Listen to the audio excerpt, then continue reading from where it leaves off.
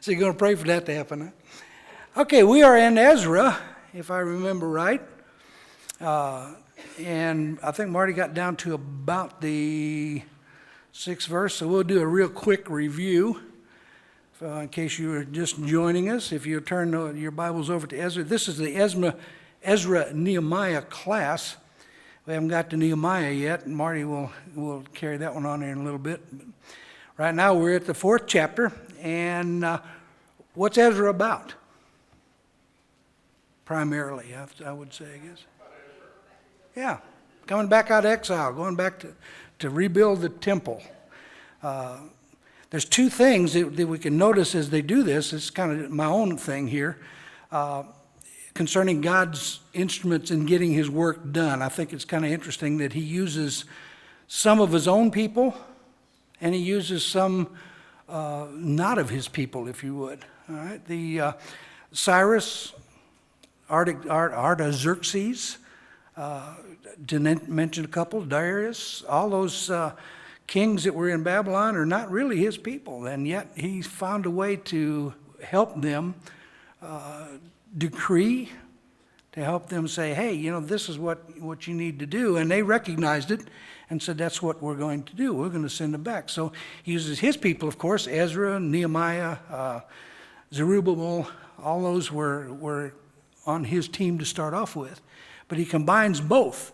And it's interesting because we can see this throughout the scriptures as where God has taken people that aren't necessarily his people and helped them to work his way.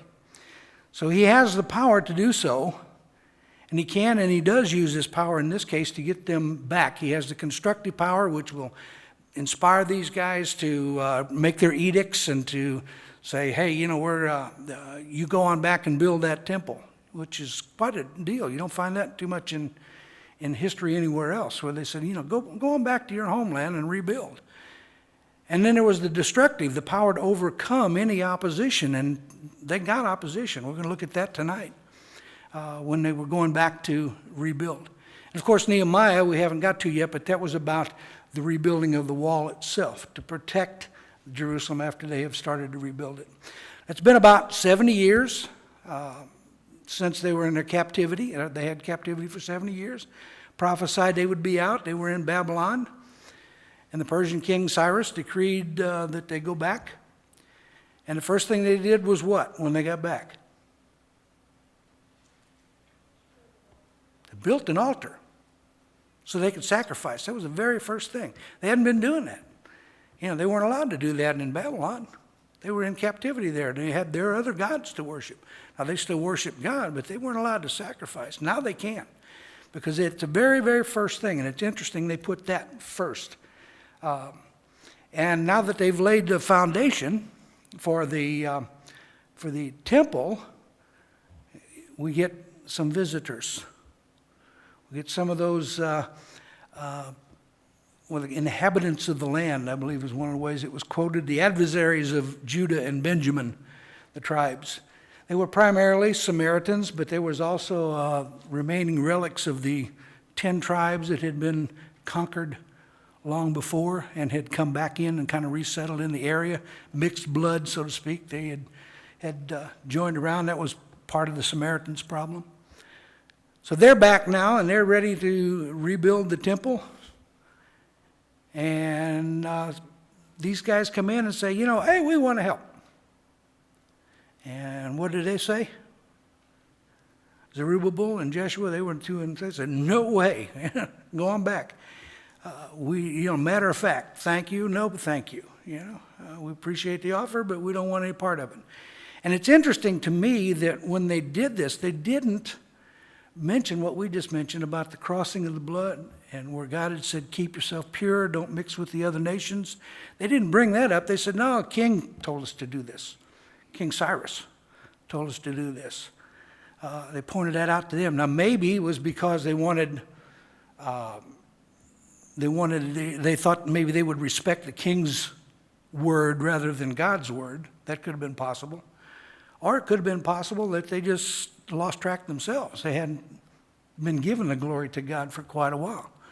So whatever the reason, that's what they did. And Satan seizes that opportunity. He always will take the opportunity to slow down or stop progress in God's kingdom. Hasn't changed. This is one of the lessons we can take out of Ezra, where we can see where they would constantly come up against some kind of a roadblock, some kind of something to slow them down, to try to sidetrack them, to keep it from happening. And we run into that even today, in our own congregations. There's always something coming up to try to throw us off track, just a little bit if we can. If you remember, Satan's kind of pretty good at that. He's kind of the father of chaos, in the sense. We remember it doesn't work, and we see that back all the way through in Rome with the fall of Jerusalem. They were all, the Roman emperor at that time, I believe it was Constantine, and had said, under no circumstances do you touch the temple. This temple is the heart of the Israel nation. And if you touch that, we're going to have problems for a long, long time. So you leave that alone. If you destroy the city, okay, fine, but don't touch the temple. Well, what happened?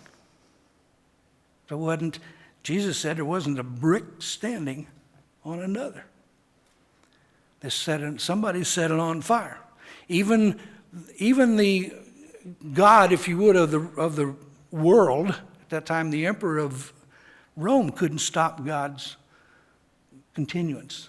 Although they tried to slow it down, they tried to make that progress, and Satan's behind each one of those processes.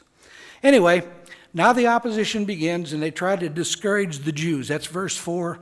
So I'm going to need some readers here in a second, so buck up your courage a little bit here and get ready, okay? King James says they troubled them. I like that word. They discouraged them, but King James says they troubled them, and they hired counselors to frustrate their efforts. Now, those counselors weren't like we think of counselors. We think of as a lawyer usually. Okay, they hired lawyers. What they did was they bribed the officials. They bribed the people that could do things to slow things down and to complicate things or to delay them or create any kind of difficulty possible. You bribe a treasurer, the guy that writes the checks, and he says, "Oh, I forgot about writing the checks. I'll get to it next week." Well, they can't pay their bills, and they had bills for this stuff. They didn't get it for free. That's why they took the gold and stuff back from the treasury. So all those things were there to complicate and try to slow it down. But we are going to start with verses 6 through 8. If I got a volunteer who wants to read. Okay? Go ahead. Yeah. At the beginning of the reign of Xerxes, they lodged an accusation against the people of Judah and Jerusalem. And in the days of Artaxerxes, king of Persia, Bishlam, Mithridates, Tabeel, and the rest of his associates wrote a letter to Artaxerxes. The letter was written in Aramaic script and in the Aramaic language. Raham, the commanding officer, and Shimshai, the secretary, wrote a letter against Jerusalem to Artaxerxes the king as follows. Okay, you got next to the good one. I'm going to leave off. Believe it or not, we're not going to read 9 and 10 because it gets worse for those kings' names. So I'll let you read them and say it however you want to say it, because we weren't there. They probably won't care anyway, how we pronounce it now. But the point is, now here we go. We got Raham. He's the commander, and Shimshai, he's the scribe, and these are the people now that are not, I say non-Jewish. They have some Jewish blood, but we'll just, for the sake of conversation, say non-Jewish. And they are now getting together, and they're going to do this. They've been pulling this psychological warfare, kind of, where they're trying to delay it every chance they get, throw these things out and say, "Oh, hey, we got a new king, this Artaxerxes. And we've got this guy up here. Now let's send him a letter, and maybe he isn't aware of what's going on, and we can shut this thing down. We'll go over their heads, so to speak." So they send a letter from him and the inhabitants of the land, as it says, these Samaritans, the adversaries, their enemies, the mixed-blooded Jews. And they send it back to Babylon, back to Babylon, They get back to Babylon, and it's in Aramaic. Any reason for that?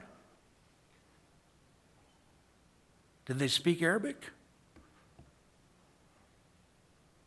Or Aramaic? I guess it is not Arabic, Aramaic. Well, that was the international language, kind of like what we have now with English. If you're a pilot and you're flying commercial airlines and you're flying over borders, you must be able to speak English. That's the international language for air traffic. If you can't speak English, you can't get into the airport, and you're going to liable to cause a whole lot of problems if they can't communicate with you. If the only thing you speak is Japanese, and you're trying to fly into Paris, and they speak French and they speak English, but they don't speak Japanese, you're going to have a hard time getting in. Well, same thing here. The Aramaic was the international language. This was the official language, if you would. There was other languages spoke. Hebrew was spoken. Later, when Greece conquers Persia, Greek becomes the international language. And this is why our New Testament was written. And this is what was the international language when Jesus was walking the face of the earth. So that's why they wrote it in Hebrew, and it's been just a little over 2 years now since they got here. So here comes a letter back, and the king's going to look at it, and he's going to say, well, let's see about this. So the Jews had been granted to go home, but they were still, if you think about it, they were still in subjection to Babylon. They were still in that. They were still slaves to the crown.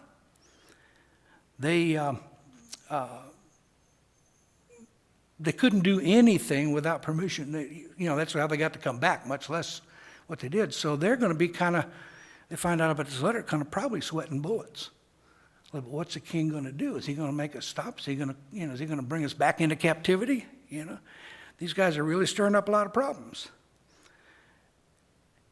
They were there through what they said was to the other people was the good graces of the king, didn't they? Okay, so if that's the truth, but by whose good grace were they really there? For that moment of lack of faith that's in there again, where they say, hey, the king sent us, the king will take care of us. It's by his grace that we're here. No, it's by God's grace. God told you way past 70 years ago what was going to happen. And you got to keep it in mind. So let's go on and read 11 through 13. Any volunteers for those two? We'll skip, like I said, the big hard names in there for those people that were involved with it. So, Mr. Cook? Verse 11. This is a copy of the letter that they sent him, to King Artaxerxes from your servants, the men of the region beyond the river, and so forth. Let it be known to the king that the Jews who came up from you have come to us at Jerusalem, and are building a rebellious and evil city, and are finishing its walls and repairing the foundations. Let it now be known to the king that if this city is built and the walls completed, they will not pay tax, tribute, or custom, and the king's treasury will be diminished. Okay. Accusatory letter goes to the king from the inhabitants of the land, and the first thing that to me it sounds like is not in my neighborhood. Good. Were they actually rebuilding the walls this time, or were they just working on? Could you say that again, please?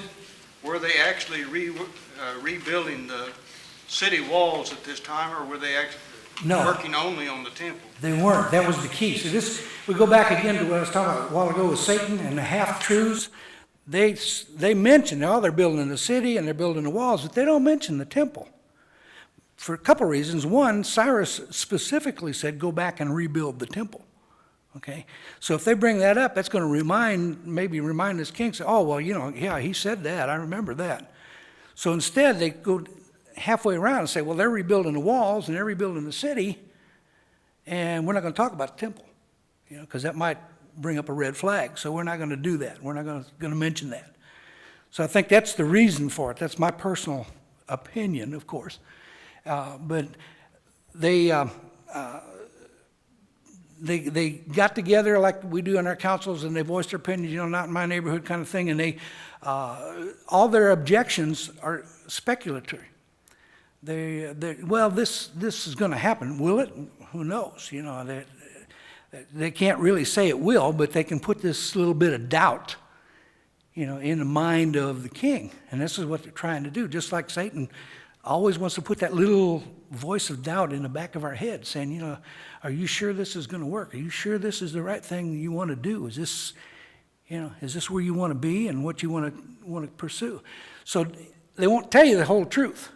All right? Just tell you just enough to make their side sound good. And this is what they're doing here. Rather than say, well, they're building the temple, which the king gave permission for. Are you going to let them do that? They're not about to send that kind of letter. But they're going to send a letter that says, hey, they're doing this kind of in behind your back. This is what they're really trying to lay out. So, let's see, where are we? Oh, this new king, Artaxerxes, he's not Cyrus now. Cyrus has kind of passed it on to him, and the guy that decreed it. And I put this together, so they appealed to the 4 P's of the king. Okay? They appeal first to his person. Okay? They go after his ability. That's the first thing they do. Didn't you know?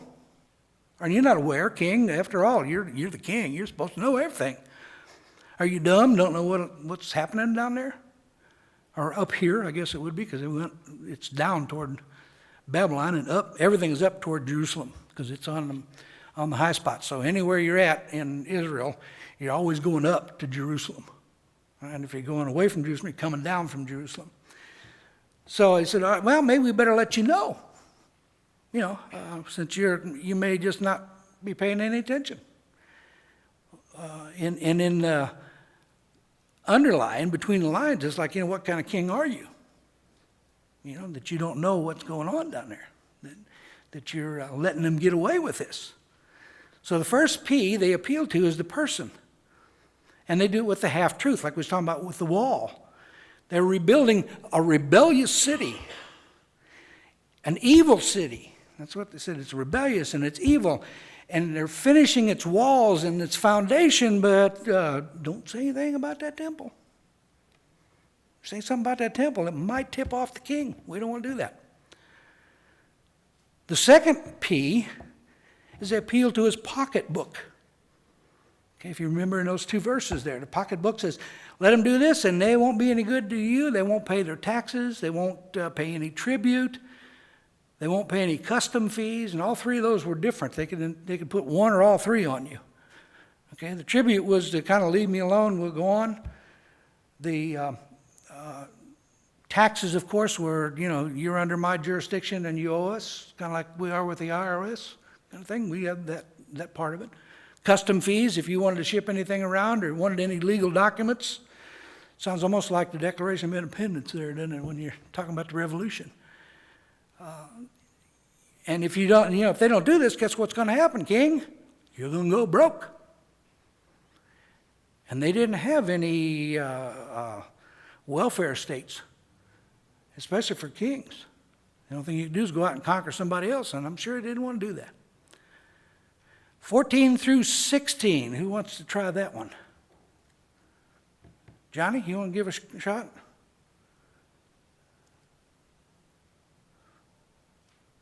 Did I wake him up? Would you do that one for me, John? 14 through 16? Mr. Henderson? No, I'm sorry. Yes, sir, 14 through 16. And it is not fitting for us to see the king's dishonor. Therefore we have sent and informed the king, so that a search may be made in the record books of your fathers. And you will discover in the record books and learn that that city is a rebellious city, and damaging to kings and provinces, and that they have incited revolt within it in past days. Therefore that city was laid waste. We informed the king that if that city is rebuilt and the walls finished, as a result, you will have no possession in the province beyond the river, beyond the Euphrates River. What do you think? Think there's anything true in that?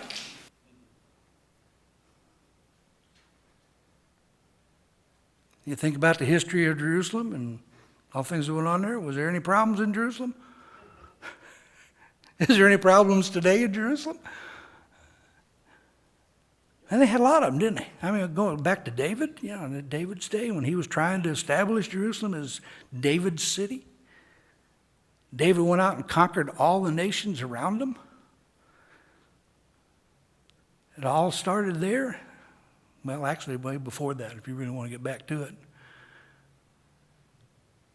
This was supposedly the area where Abraham and Isaac went up on the mountain for a sacrifice. So a lot of things happened there, and so that those half-truths, it's coming in again. Yes, it's true. It was a city of rebellion. Not necessarily an evil city, but to a king, if you have a city that's rebelling against you, you would consider that an evil city. So they take that and say, okay, here you are. Look, are you really paying attention to what they're doing here? They're building a foundation for a city that's going to turn on you. Again, now we're appealing to the pride part of it here, okay? And we're just doing this, you understand, King, is we're model citizens here. We're just offering some advice. We're just doing our patriotic duty. But did they have an ulterior motive? Sure they did. They didn't want that back there. A couple of reasons. What's going to happen if they move in and really establish themselves again? What's going to happen to those remnants of the 10 tribes? They're going to be displaced. And they're not going to like that. And they'd already started, this group that had come down already started building their own places as well. That's what one of the reasons when the temple slowed down, that's what they did. They finished building their own homes, setting up their stuff. Because later on he says, how come everybody else has got a house? God says, and I don't have one yet. What are you waiting on? You're building your houses, and where's mine? Come on, let's go. So now he's going to appeal to the pride. We don't want you to look bad, King. We're just doing our patriotic duty, just trying to remind you, see what's going on here. You're a long way away there, 900 miles. And that's quite a jaunt. You may not be aware here of what's going on, so we want to tell you. And we don't want you to look bad. This is the only reason. But we want to tell you. The only reason. There's no hidden agendas. Only our love for you, King. Does it sound anything familiar to that? Can you think of any other biblical examples of things of this similar to this nature? What about Jesus when he was on the face? Did he not have people coming to him and then turning away? Judas, oh, Lord, I'm your best friend. I'll even handle the money for you. What happened to that?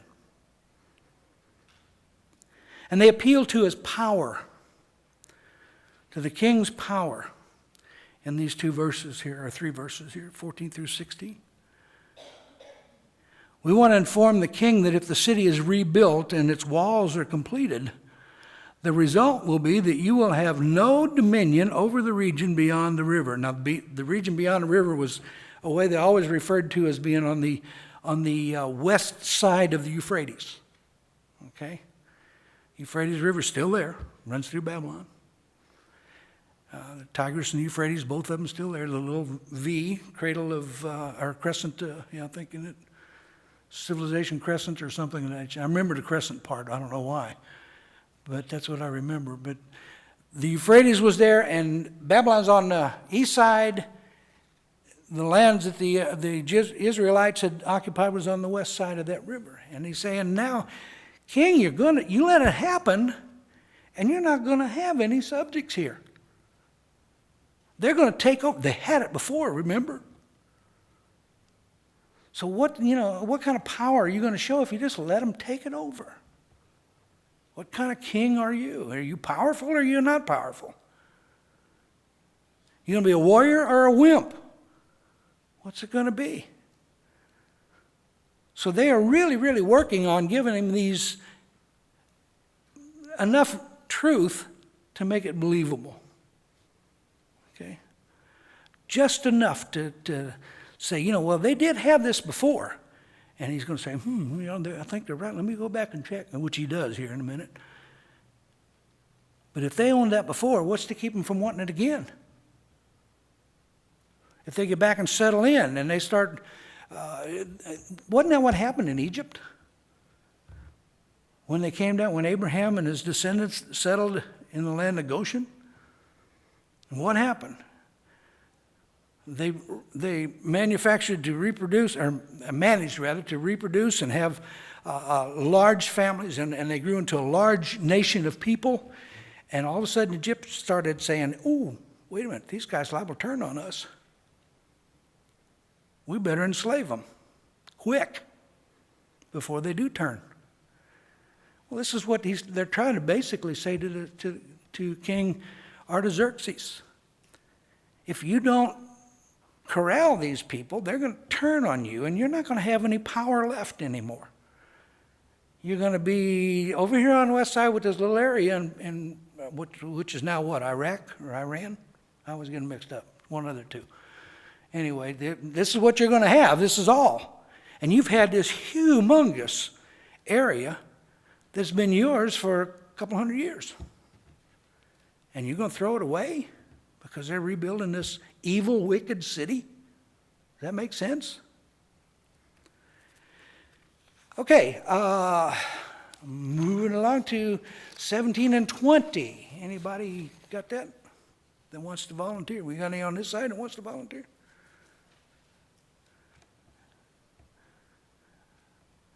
Bobby, can you read with your, oh, Robin, you want to do it? We haven't had a lady. Okay, 17 through 20, please.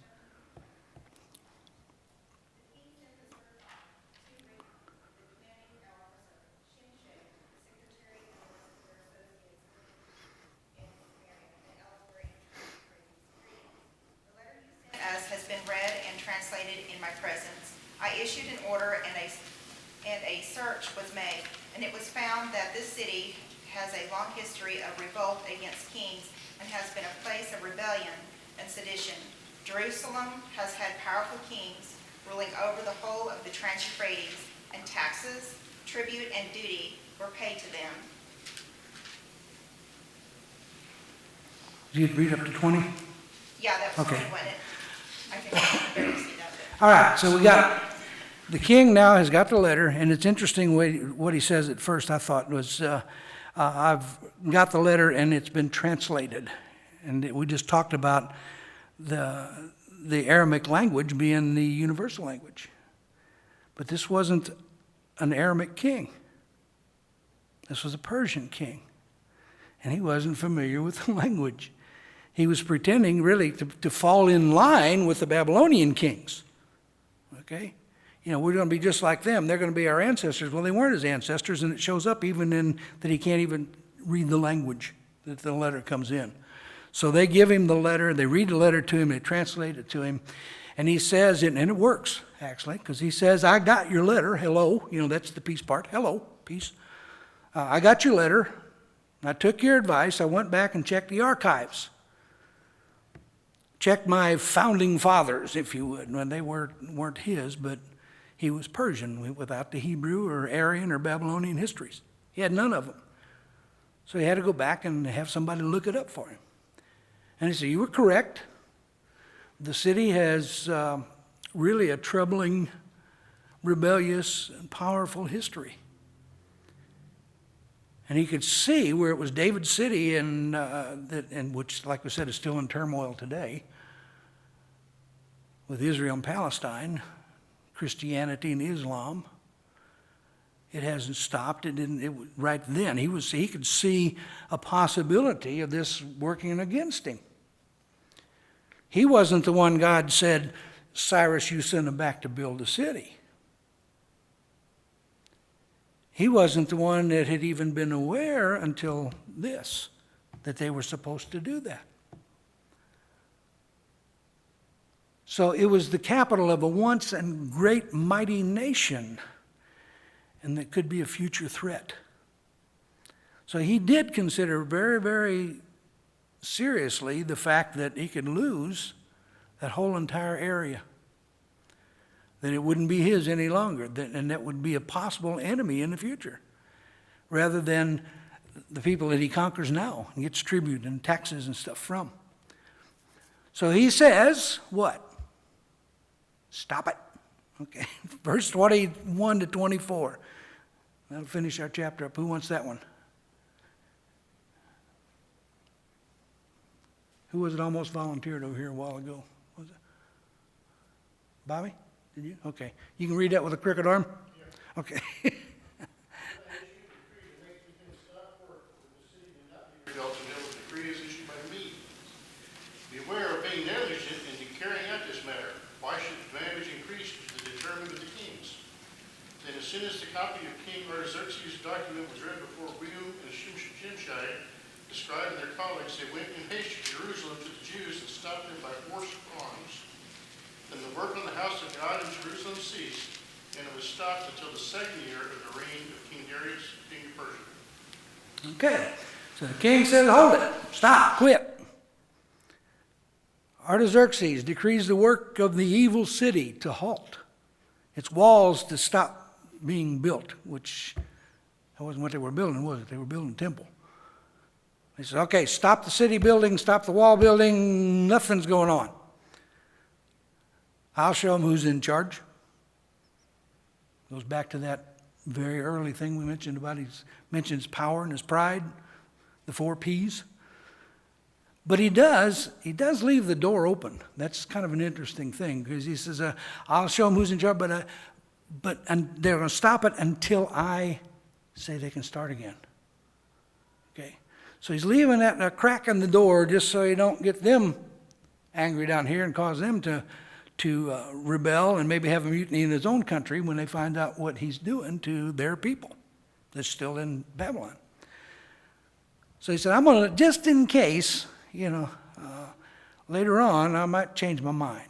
So I won't make a total 100% decree that they can never work on it, but they're going to stop right now, stop working on it. But he gives a charge to these guys, Rehum and his group of instigators, if you would, the inhabitants of the land. He gives them a charge to carry out the decree, to do it by force. Here, you can arm yourself now. You have my permission to go in there and stop it if you need to with capital punishment. Take your arms, stop it. I don't know, whatever means is necessary, you stop it now. So as a result, the work stops on the temple, even though that wasn't what any of the decrees had said. But it was the way, again, to go back and complicate that work, to put a roadblock up, to slow it down. Satan didn't want God back in the Israelites' life. He doesn't want God in our life, does he? But he's still going to try. And that's what he's doing here. So the work stops for 15 years, actually. And it'll resume when Ezra shows up in chapter 7, which we're not going to get to tonight. So Cyrus had said yes. Artaxerxes said no. And then later he'll say go. But we've got this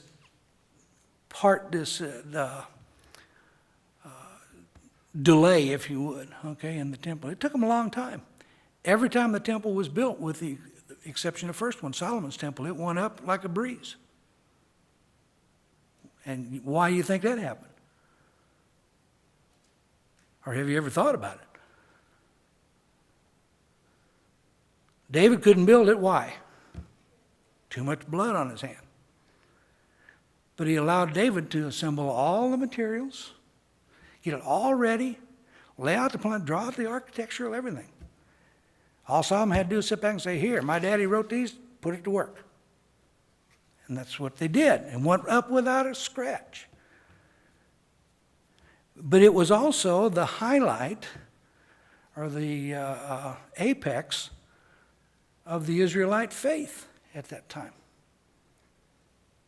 That was probably the closest they'd been in centuries of being dedicated to God during that period. And what happened after Solomon? It fell apart. Northern kingdom, southern kingdom, split. Assyrian captivity, Babylonian captivity. Boom, boom, boom, all of a sudden. Why? Because the faith left. Because they no longer worship God the way they were supposed to. So in a sense, what time is it? Yeah, we're getting close. I guess I better start wrapping things down. There's always resistance to the will of God. If you really think about it, what they're doing with the temple is kind of a reflection what the church is up against all the time. Satan is always throwing roadblocks up against us. He's always testing us, seeing if the boundaries have changed a little bit, putting out half-truths. Maybe if I can get some of them stirred up here, then they'll split, and then we'll have the, it's a continual thing. Whether you're rebuilding the temple, they ran into it, or whether it's the establishment. Did Jesus have any trouble with getting the church established? Apostles?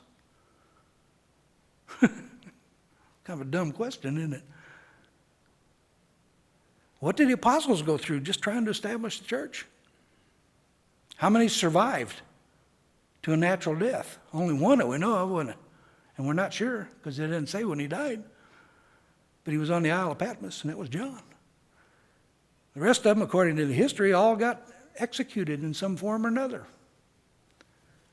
for trying to establish the church, for working, if you would, on the church.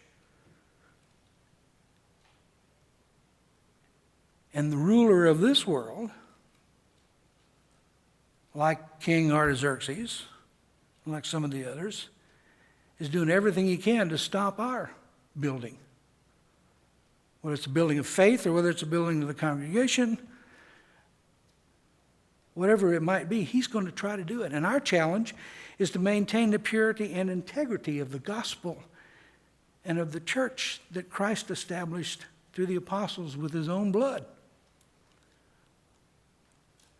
That's how these two tie together. They had to work at it. They got stopped for 15 years. But they went back and they finished the job. Was it as nice as it was before? No. We're still continually trying to do what? Trying to reestablish the same church the apostles put up. Is it as nice and pretty? I don't know. I haven't seen a day yet where we had 3,000 baptized. I hope maybe someday I will. But I still know that we're building on it all the time. We're not finished. Our job is to continue until the Lord comes again. There's always going to be struggling. There's always going to be contention. We're not guaranteed anything special just because we become Christians. We forget that sometimes, I think. Because we're baptized, we figure, oh man, we ought to just be washed over now with, with pleasant life, no disease, no sickness, no poverty, no nothing, because we're Christ's child, or God's child. And that's true. We are his child. But we also know that he says that the rain will fall on what? The good and the evil, didn't he? We're going to be living in this world, whether we like it or not. So there's always going to be a struggle. There's always going to be a struggle. But we can look back here and see where when they finished the struggle, what happened. They brought the people back. They turned back to God, and for at least a while, did what they were supposed to do. They reestablished their customs. They got rid of their mixed marriages. We'll see all that in the later chapters. They put it all together. And God blessed them for it. And finally sent his son to take care of the sin problem that had been there the whole time. The same sin problem we still have today, taken care of. Any questions or comments? I've talked a long time, and y'all have been patient with me, but somebody might have something they would like to add. It's very fruitful. Because I think I'm getting close to the bell here pretty soon. Well, might be a little early, a minute or two. 2 minutes? Oh, I can fill that, no problem. I just got 2 minutes to ramble now, so you guys are lucky. But you see what I'm saying, though, that as Christians, we look at the struggles that they went through, and these are kind of our teachers to say, don't give up. You're going to have contention. You're going to have roadblocks. You're going to have Satan constantly trying to stop us. And if we keep the faith, what happens? Jesus said, I'm going to take you back home. And to me, there's no greater promise that I can think of than that. He said, when I come back, will I find anybody faithful? I hope it's us. Because we need to be, and we should be. And we should learn from what these people went through. It worked out the way God intended it to work out. Always. We need to keep that in mind. If we face a problem, it will work out the way God intended it. We don't always see it. We don't always see how it's going to work out. But, No, we don't. Most of the time we don't. and, But that's where faith comes in, isn't it? when the king shut these guys down, I've wondered about what went through their head. Is this it? You know, is this as far as we get to go? Do we have to wait another 70, 80, 90 years before we can finish up? Are we ever going to finish up? So many times in our lives we run into the same thing. Is this it? You know, what's that song? Is that all there is? You know, the thing, is this all there is? Thinking this is, you know, I'm trying to do my best to be faithful to God, to be obedient to God, and he just keeps laying more and more stuff on my tray. And I can't swallow anymore. You ever been there? I got too much, Lord. You sure you got? I've even remember asking the Lord if he's sure he had the right guy. You know, he says, I won't give you more than you can take. I said, well, you know, you sure you ain't got me mixed up with somebody else here? You got a lot of people to watch. But his will works out in its own time. Not in our time, it's in his time. And we may not see that reward until he comes, but when he comes, that reward is going to be for us. For the good and the faithful. Well done, good and faithful servant, enter into the joys of the Lord. Can't you wait for that? Don't you desire that? Well done, good and faithful servant, enter into the joys of the Lord. Until Jesus comes to the end of the time, that's what we need to be. We need to be faithful. We need to continue to build our temple. And in the end, when the trumpet sound, we'll be able to greet him with a smile that you can't even think about describing, even if you don't have a tooth. Got that in there before the thing was ended. Okay, thank you very much. I appreciate it. Marty will be back next week, and I'm sure he'll continue much better than I. Thank you, guys.